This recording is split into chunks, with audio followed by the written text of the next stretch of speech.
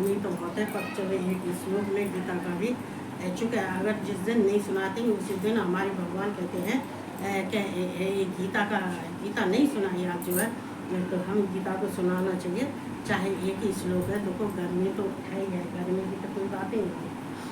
तो अब ये तो रोज की चर्चा है कि गर्मी गर्मी गर्मी गर्मी, जब सर्दी होगी तो सर्दी सर्दी। तो हम चलो ये सब छोड़ो, ये फालतू बातें हैं। भगवान का आवाहन करते हैं, राधा रानी कृष्ण भगवान को बुलाते हैं।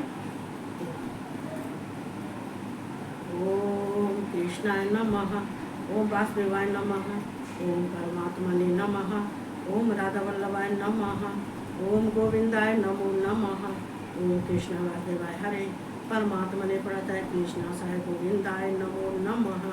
मैं कृष्ण भगवान राधा रानी को कोट प्रणाम करती हूँ और उनकी स्तुति वंदना करती हूँ, और सबको जय श्री कृष्णा और राधे राधे।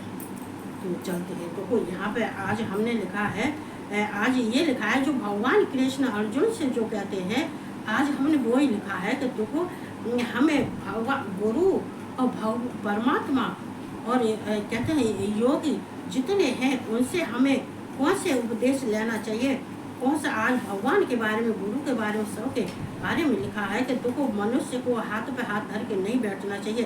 देखो कहते हैं कि जितने हमारे अंदर के जितने अवगुण हैं या हमारे अज्ञान हैं, वो हम जब तक किसी से हम अपना डिस्कस नहीं लेते हैं, ज्ञान नहीं लेते हैं, तब तक ये कार्य हम नहीं बनते।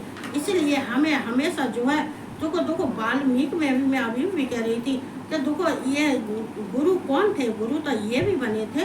कौन बने थे गुरु? तो ये जो है जो नारद हैं ये भी गुरु बने थे। लेकिन गुरु बनने का मतलब ये होता है कि जितने मनुष्य हैं उनको जो है ये शिक्षा देना, और सब जिस मनुष्यों का अगर पतन हो रहा है तो पतन से उठाने के लिए जो पतन से उठाता है वो ही गुरु है, जो भगवान से मिलाता है वो ही गुरु है। क्योंकि हमें गुरु के वचनों पर चलने के लिए, हमें गुरु के जो है शरण में जाने के लिए और उनकी आज्ञा का पालन करने के लिए हमें हर समय हर क्षण हमें जो है एकदम तैयार रहना चाहिए। आलस और प्रमाद नहीं करना चाहिए, आलस प्रमाद किसी में नहीं करना चाहिए। क्योंकि ये भगवान ने इसमें गीता में भी कृष्ण ने कहा है कि जब तक तुमको ज्ञान प्राप्त नहीं होगा तब तक तुम्हें मोक्ष नहीं मिलेगा और ना ही मेरी प्राप्ति होगी। क्योंकि बिना ज्ञान के कुछ नहीं होता है, बिना ज्ञान के आदमी क्या होता है? अंधा होता है। क्योंकि उसको ज्ञान ही नहीं है कि हमको जो कहाँ जाना है और हमें क्या करना है, वो हमें जो है कौन सा ऐसा कहते कि जितने हैं वेद शास्त्र हैं उन सब से हमें ज्ञान कहाँ से मिलता है, कौन सी जगह से मिलता है। तो हमें जहाँ मिलता है हमें तुरंत ले लेना चाहिए। चूँकि हमें ज्ञान सूचित करता है, ज्ञान ही हमें सब जगह ले जाता है। जब ज्ञान बढ़ता है तो अध्यात्म मार्ग में मनुष्य अपने आप खुद आगे बढ़ जाता है।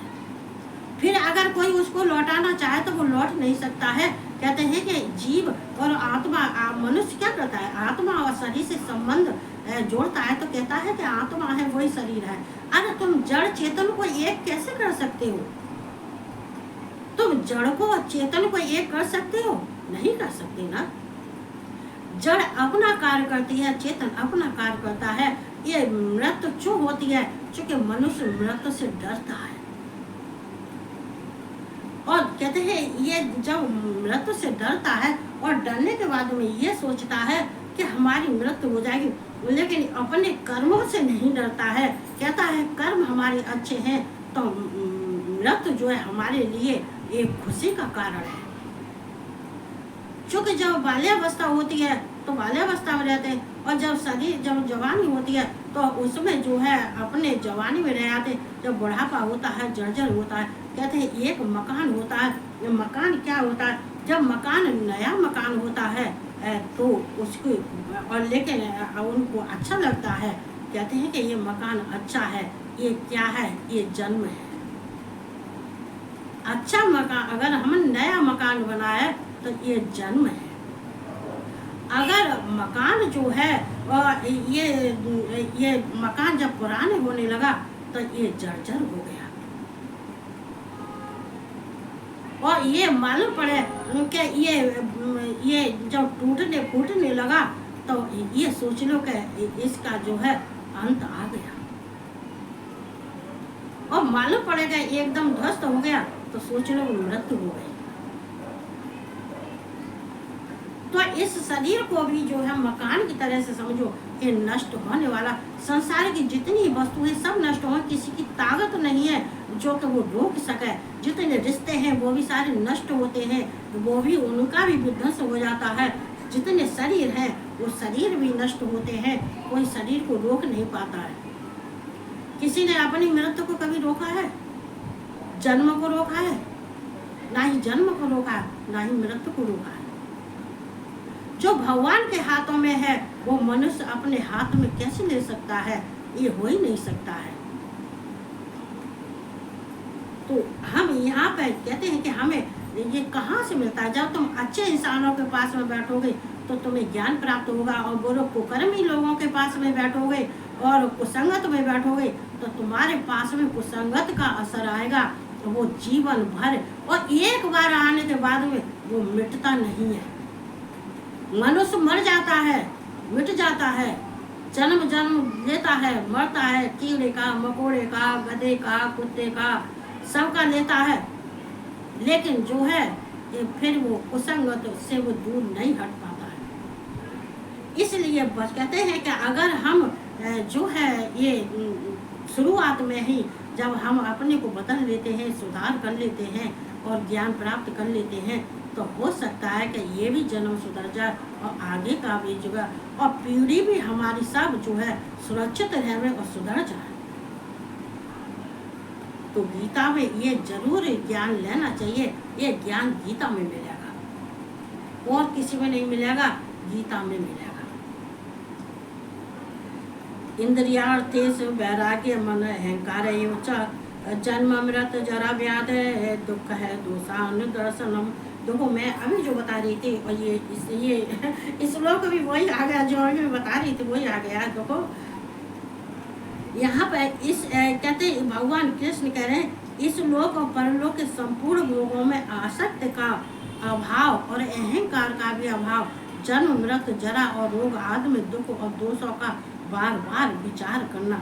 मतलब यहाँ पर भगवान कहते हैं इस लोक और परलोक संपूर्ण भोगों में आसक्त। इस लोक का मतलब क्या होता है? हमारे जो है इस शरीर के अंदर जितनी हमारे ये मन है, बुद्धि है, इंद्रियां हैं, शरीर है, तो इनके भोगों को कौन भोगता है?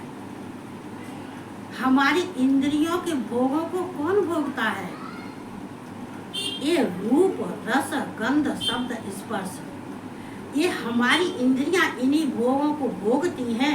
ये संसार में इस लोक में रह के और भोगने के बाद में मालूम पड़ेगा जो है ये फिर इनकी जो है सारी इंद्रियां जो है ये स्वतंत्र हो जाती हैं, और मनुष्य इस लोक का सुख भोगते भोगते ये भगवान को प्राप्त करने का उसके अंदर अज्ञानता आ जाती है और ज्ञान नष्ट हो जाता है। और होने के बाद में फिर उसको यहाँ के लोक के झांका तो ये भोगता ही है, और परलोक के संपूर्ण भोगों में और परलोक में भी जाके वो ही भोगता है। जो जितनी आसक्ति होती है, कहते हैं परलोक के संपूर्ण भोगों में आसक्ति का प्रभाव, अगर तुम परलोक में अगर तुम जात अगर ऐसे सब अगर नहीं होते हैं, किसी में अगर आसक्ति नहीं होती है, किसी चीज में नहीं होती है, संसार किसी वस्तुओं में नहीं होती है, यहाँ देखो जड़ और चेतन से संबंध ज्यादा होता है। ये जड़ चेतन का मतलब क्या होता है कि ये जड़ जो है ये सब नष्ट करने वाली होती है।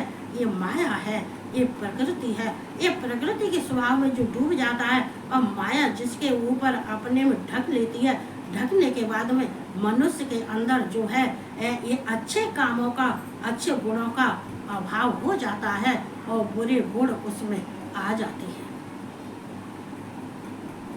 तो इंद्रिया अर्थेश मतलब इंद्रियों का जो है ये सब भोग भोगते रहते हैं परलोक में भी, और परलोक में भी इसी आसक्ति में डूबे रहते हैं, और डूबने के बाद में उनका जन्म जो है यहाँ भी खराब होता है, परलोक भी खराब होता है। और अहंकार का भी अभाव, अगर जिसमें किसी में अहंकार है अहंकार में आदमी क्या होता है, अंधा हो जाता है। वो क्या करता है कि ना ही तो वो अहंकार में किसी को सम्मान देता है, ना ही समझता है, क्योंकि उसके अंदर जो अहंकार है उसको अपने बल का अहंकार है, उसको धन का अहंकार है, उसके अपने मान सम्मान का अहंकार है। और ये सब अहंकार जब आ जाता है तो मनुष्य का जीवन नष्ट हो जाता है। इसलिए किसी के मन में अहंकार नहीं आना चाहिए। और देखो अहंकार कहाँ से आता है, ये बुद्धि होती है ना हमारी, ये मन बुद्धि वो इंद्रियां और शरीर, इन चारों में से एक बुद्धि होती है। ये बुद्धि हमारे जो है, बुद्धि जैसी हमारी बुद्धि होती है वही हमारा मन कार्य करता है। और ये बुद्धि हमारी गलत होने की वजह से, अगर हमारी बुद्धि से अच्छी सोच नहीं होती है तो अहंकार बढ़ जाता है। अगर बुद्धि हमारी अच्छी सोच की होती है, अच्छे विचार वाली होती है, तो वो हमारे अंदर अहंकार नहीं होता है। तो अच्छी बुद्धि वाले जो होते हैं उनके अंदर अहंकार का अभाव हो जाता है। मतलब अहंकार, अच्छी बुद्धि वालों के अहंकार नहीं होता है। देख लेना, ये हमारे शरीर के अंदर जो चार हैं, ये मन है, ये शरीर है, बुद्धि है और मन है और इंद्रियां हैं। इन सब में जो बुद्धि है उसी के द्वारा हमसे गलत कार्य होते हैं और अच्छे कार्य होते हैं। क्या हमारी बुद्धि के प्रभाव को जो है हम नहीं जान पाते हैं कि ये बुद्धि क्या करती है। लेकिन बुद्धि कब सही होती है, जब हमारी वाणी शुद्ध होती है, विचार शुद्ध होते हैं, अंतःकरण शुद्ध होता है, जब हमारी चेतना शक्ति अच्छा कार्य करती है और बाहर की शक्ति जो जड़ है वो हमारे अंतःकरण तक नहीं आ पाती है, तो हमारी बुद्धि अच्छा कार्य करती है। जन्म मृत्यु जरा और रोग आदि भी दुख। देखो जन्म मृत्यु का क्या होता है, ये जन्म बच्चे का जन्म होता है। फिर उसको जन्म के बाद में अगर उसकी मृत्यु कब होती है, जब कहते हैं जन्म होता है, जन्म के बाद में उसके अंदर अनेक बीमारियां लग जाती है। बीमारियां लगने के बाद में का वो जर्जर हो जाता है, और जर्जर होने के बाद में फिर मालूम पड़े कि उसके जो है आदि का मतलब जो क्या होता है, ये जन्म मृत्यु और रोग, ये जो है उसके अंदर रोग, अनेक रोग घेर लेते हैं। और रोग घेरने के बाद में उसके अंदर का शरीर की सब टूट फूट जाती है, इंद्रियां काम करना छोड़ देती हैं, बुद्धि कार्य करना छोड़ देती हैं। हमारे जो हाथ पैर शरीर है वो भी उनकी भी शक्तियाँ क्षीण हो जाती है। क्षीण होने के बाद में इंसान कहते हैं कि ये जर्जर हो जाता है। जर्जर होने के बाद में फिर उसकी मृत्यु भी हो जाती है। तो इसीलिए कहते हैं कि जरा जन्म मृत्यु जरा रोग। यहाँ पर देखो, यहाँ ये हालांकि मैंने पहले कह दिया लेकिन मुझे नहीं मालूम थी, इसी श्लोक में आएगा। ये जन्म का मतलब है मकान जब हम बनाते हैं बहुत सुंदर बनाते हैं, और बनाने के बाद में और उसके अंदर मालूम पड़े कि उसके अंदर टूट फूट, व्याध का मतलब टूट फूट होने लगी। टूट फूट होने के बाद में मालूम पड़े तो वो मकान जो है झड़ने लगा, झड़ करके मतलब कहीं से टूटने लगा, वहाँ से टूटने झड़ने लगा, मतलब एकदम उसके अंदर ऐसा आ गया कि ये मकान गिर जाएगा। लेकिन गिरने को जब होता है तो उसके अंदर क्या होती है कि ये देखते देखते मालूम पड़े कि इतना जर्जर हो गया कि वाकई में गिर गया। गिरने का मतलब जो है ये मृत्यु है। व्याध का मतलब है टूटना फूटना है। मृत्यु का मतलब है ये खत्म होना, नष्ट होना। जन्म का मतलब है ये जन्म होना या किसी चीज का प्रकट होना। तो ये सब जो होता है तो मनुष्य के अंदर होता है, लेकिन मनुष्य नहीं सोच पाता है। और क्यों नहीं सोच पाता है, क्योंकि उसके अंदर इतनी विकृतियां होती हैं तो उन विकृतियां को, उन विकारों को नहीं समझ पाता है। क्यों नहीं समझ पाता है कि ना ही वो किसी से ज्ञान लेता है और ना ही वो किसी के उपदेशों को सुनता है। लेकिन जहाँ जाता है, जहाँ बैठता है, वहाँ उसको ऐसी असंगत मिलती है कि उसको वही ज्ञान प्राप्त होता है जिससे कि वो जल्दी नष्ट हो जाता है। और कहते हैं मृत्यु जब जन्म होती है तो मृत्यु भी होता है, मकान बनता है तो गिरता भी है। लेकिन ये आज दुख और दोषों का बार बार विचार करना। लेकिन जितने दुख होते हैं, हम दुखों कभी ये नहीं सोचना चाहिए कि ये चीज हमने जन्म लिया तो हमारी मृत्यु नहीं होगी। अगर हमने चीज़ कोई बनाई है तो ये कभी खुश नहीं होना चाहिए। ये चीज़ हमने बना ली, अरे ये तो हमारे पास में गाड़ी है, बंगला है, ये रुपया पैसा है, बैंक बैलेंस सब कुछ है, नहीं खुश होना चाहिए। चूँकि ये मृत्यु के बाद में सब यहीं पड़ा रह जाता है, कुछ भी साथ नहीं जाता है। तुमने इतना सब कुछ कमाया, लेकिन जब गए थे तो सब छोड़ के खाली हाथ ही गए थे। इसलिए अपने जीवन को व्यर्थ गंवा देते हैं ये सोच सोच के। इसलिए इन दोषों को बार बार, इन सब दोष जितने हैं ये सारे दोषों हैं, इन दोषों के विषय में बार बार नहीं सोचना चाहिए, ना ही कभी विचार करना चाहिए। क्योंकि जो हम जितना हम विचार करते हैं इनके बारे में जब सोचते हैं तो फिर ये मालूम पड़ा कि भगवान से जो हम प्रीत लगाए बैठे हैं वो प्रीत हम भगवान से नहीं लगा पाते हैं, ना भगवान में ध्यान लगा पाते हैं। केवल ये जन्म लेने के बाद में इन्हीं सब दोषों में हम ये भ्रमण करते रह जाते हैं। फिर मालूम पड़ता है क्या होता है हमारा, ये मालूम पशु पक्षी कीट पतंगा में जन्म होता है। इसलिए मनुष्य को जो है अपने शरीर को यह नहीं सोचना चाहिए कि ये शरीर हमारा आज नहीं चल रहा है, हम भगवान की पूजा नहीं करते। हाँ, अगर नहीं कर रहे हो भगवान से प्रार्थना कर लो, मान जाएंगे।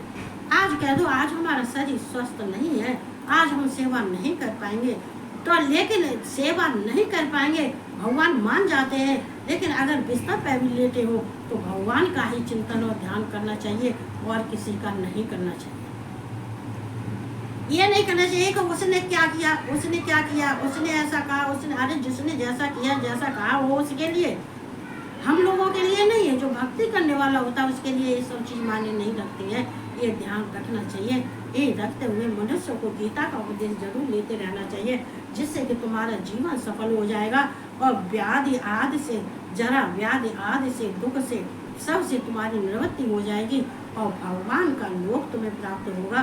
भगवान तो हाथ में लिए अपने लोक को खड़े हैं कि आओ हमारे पास में और हमारे भवन में विराजमान हो। ये भगवान कृष्ण का स्वरूप ही वो लोक है, यही धाम है, इसी को धाम समझना चाहिए। तो इतना कहते हुए सबको खुश रहो, मंगलमय रहो और सबको शुभ रात्रि हो।